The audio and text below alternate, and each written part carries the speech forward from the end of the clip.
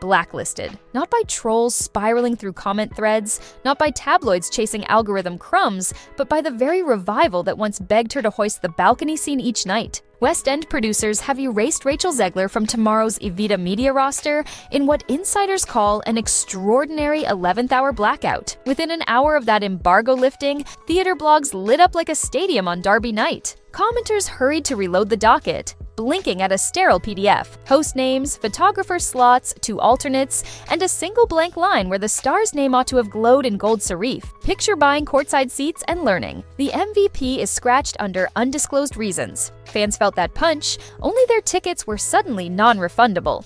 Ticket brokers now confirm a surge of refund requests, nearing 1/3 of yesterday's total sales in the opening 60 minutes.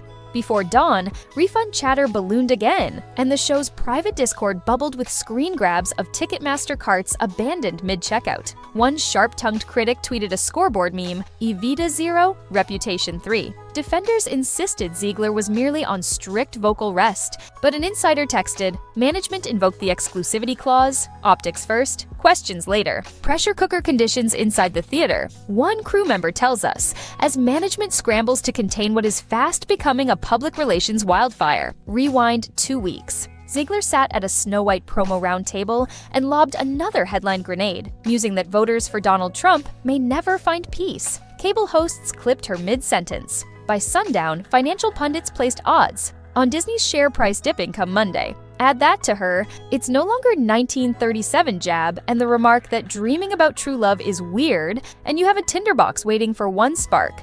That resurfaced quote is trending again tonight, fanning political outrage and igniting fresh boycott calls. It's no longer 1937, and we absolutely wrote a Snow White. That is not going to be saved by the prince. She's not going to be saved by the prince, and she's not going to be dreaming about true love. She's dreaming about becoming the leader she knows she can be. Producers locked into an after-midnight Zoom, dashboards glowing like emergency beacons. A stage manager typed, "She's radioactive." A lone publicist pleaded for calm, then privately emailed a blogger, off the record, timeouts, plural.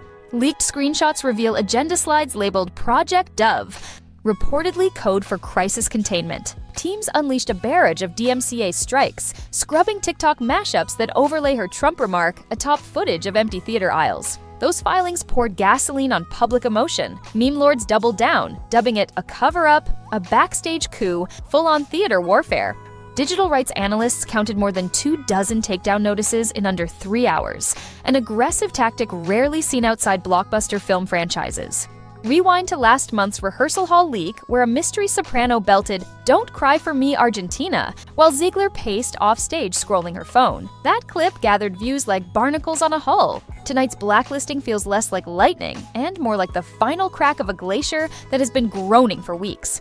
The rehearsal video has surpassed 1 million views, feeding expectations of an imminent casting shakeup.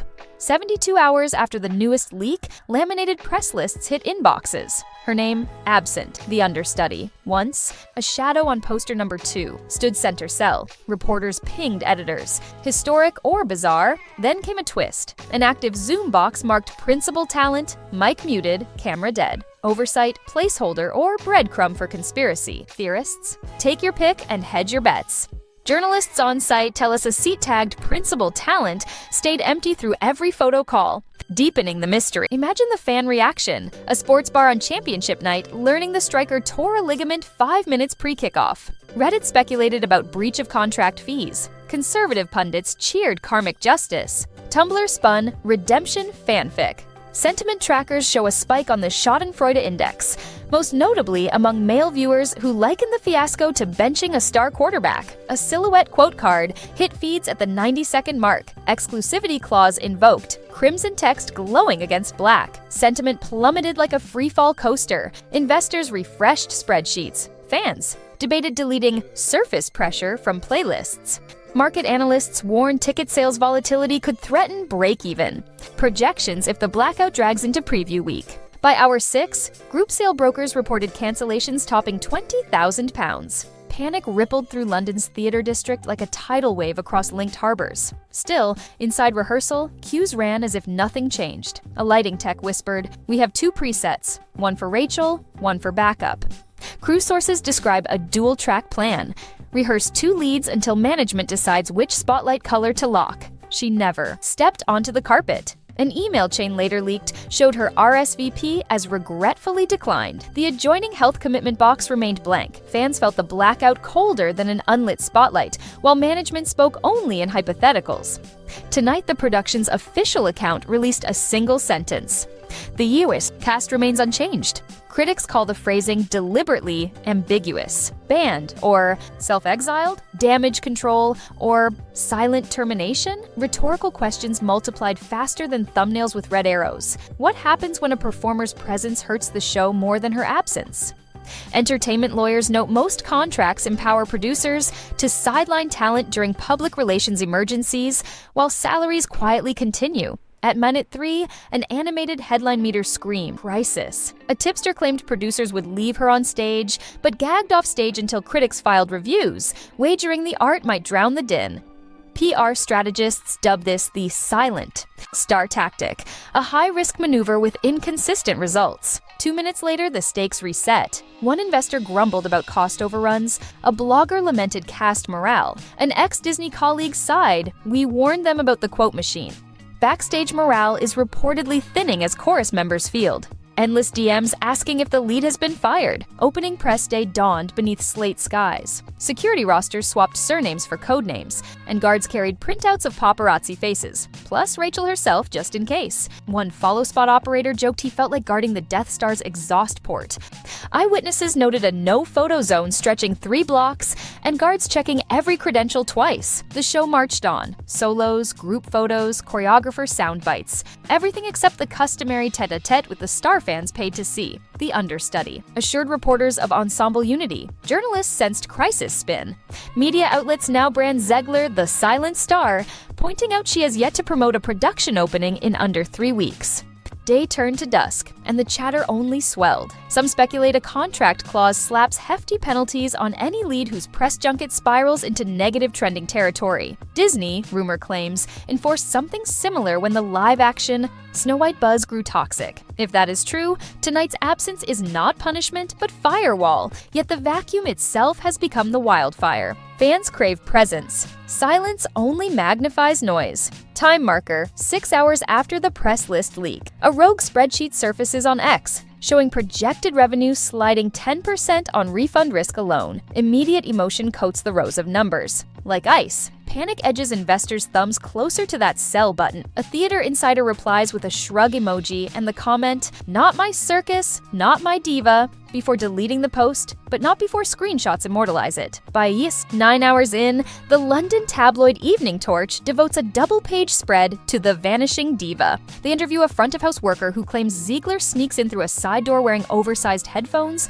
greeting no one. He sells the anecdote for a modest fee and buys himself a steak dinner before curtain. TikTok 48. Hours post-ban, a blurry street-level photograph surfaces. A figure in sweats and sunglasses hustling into a private ENT clinic. Paparazzi swear it is her, citing the distinct gait captured in earlier fan meet and greets. Comment threads erupt. Some pity a singer guarding her voice. Others accuse her of staging a sympathy ploy. The clinic issues a polite no comment, fueling a second suspicion wave. Rewind loop again. Remember the understudy elevated on the press list? She drops a midnight Instagram story. 30 seconds of backstage laughter, ensemble members singing harmony. No tags, no faces besides her own. But the caption reads, "Teamwork makes the dream work." Viewers dissect the phrase, solidarity shoutout or victory lap. The clip racks up 50,000 views before dawn. Day 3, clock marker, 72 hours. Ticketmaster quietly tweaks refund policy for the show, shortening the grace period from 48 hours to 24. A finance blogger catches the change and posts a red circle screenshot. The move looks like triage, plug the bleeding before the patient flatlines. The blogger's thread garners 500,000 impressions. 74% from male accounts. Analytics say a figure that mirrors our own channel audience. Clearly, the sports scoreboard framing resonates. At 96 hours, a voice note leaks to an entertainment podcaster. A tense 10-second snippet of what sounds like a producer. Snapping, mute her socials or find a new Evita. Authenticity, unverified. Yet the clip trends anyway, because reality in the gossip economy is measured less by fact and more by share velocity. The podcaster lands 90,000 new subscribers overnight. Heartbeat break. Imagine dimmed house. Lights. A single cello note.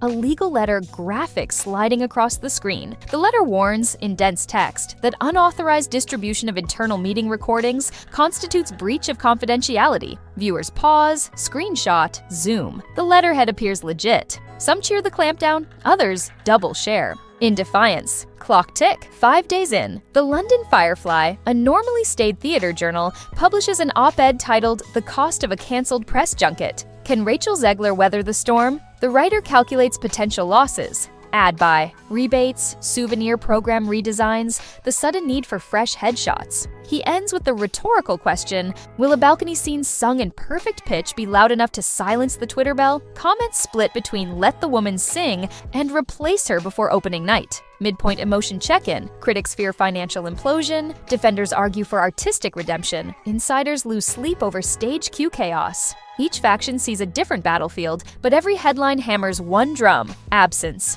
6th day. Rehearsal spies note a subtle shift. Understudy now blocking scene's center stage, while Zegler, if present, stands near the wing. Some interpret that as standard double casting routine, others sense a passing of the crown. The show's choreographer shakes his head when asked and delivers the line, "We focus on telling the story. The rest is noise." That quote appears on theater blogs within minutes, framed in neon sarcasm. At the end of week 1, Evita's marketing team drops a new teaser montage. 30 seconds of spotlight, quick cut tango, ensemble lifts. Eagle-eyed, viewers realize Zegler's face is never shown full on. Her silhouette spins, her voice soars on a high G, but the camera pans away just before a clear reveal. Fans freeze frame and overlay grid lines. Still, no confirmation. The omission feels deliberate and curiosity spikes higher. Spiraling consequences continue. An insurance analyst whispers that underwriters have recalculated the show's completion bond. Higher risk equals higher premium, possibly pushing budgets into the red before curtain even rises. The theater's board schedules an emergency meeting. A stage door guard tells a vlogger that rehearsal schedules are now printed daily instead of weekly because plans change by the hour. Rewind to our audience. Mostly men, hungry for transparent stakes.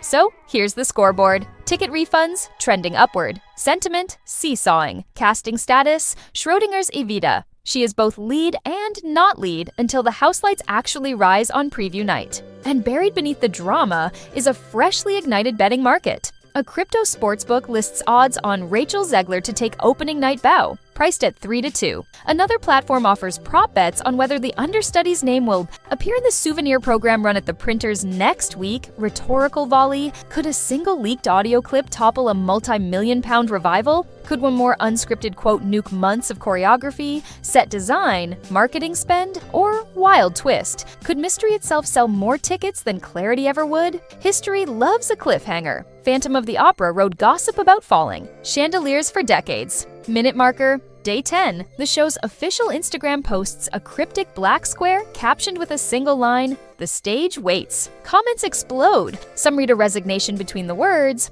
others sense defiance. Bot accounts spam snake emojis. Genuine fans beg for a statement. The post hits 1 million likes in 6 hours, but offers 0 answers. By now, the silent star tactic is becoming the story. Journalists scramble for any crumb: a coffee shop sighting, a rehearsal hallway echo, a random timeline scrubbed of likes. Her social accounts sit dormant except for the occasional repost of charity links. PR watchers debate whether that restraint is strategy or paralysis. At the 2-week mark, a fresh time bomb surfaces. A famous theater columnist claims to have heard opening night ticket holders discussing a class action suit if the billed star does not perform. Legally shaky? Perhaps. But click-worthy? Absolutely. Threads mushroom with legal speculation. Suddenly, breach of artistic promise trends in legal Twitter subcircles. Escalating triple beat. Potential lawsuit chatter, underwriter cost spikes, mounting press silence. Third beat twist. A single photo emerges of Zegler smiling at a neighborhood bakery, holding a baguette and waving at a stray dog. The mundane image goes viral because context has become oxygen. If she looks relaxed, is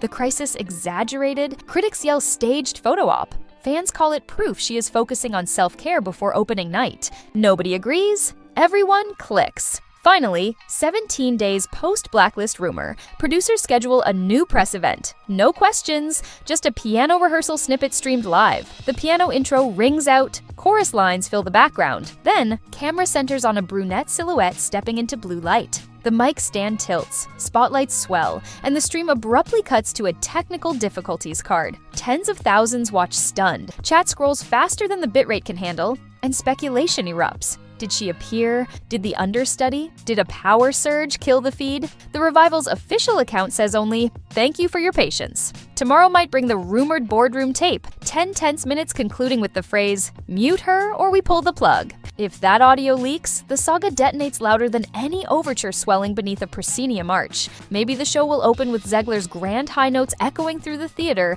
and critics clamoring for encores. Maybe house lights will dim on an understudy who lands a Cinderella story, while the original lead trends for other reasons. Until that answer steps into the spotlight, our scoreboard keeps ticking. So if you want front row seats when the curtain finally rips wide open, hit subscribe now and keep notifications sharper than a trumpet's high B flat. Because the next cue light is already flickering, and once it snaps green, you'll want to witness every decibel of the fallout.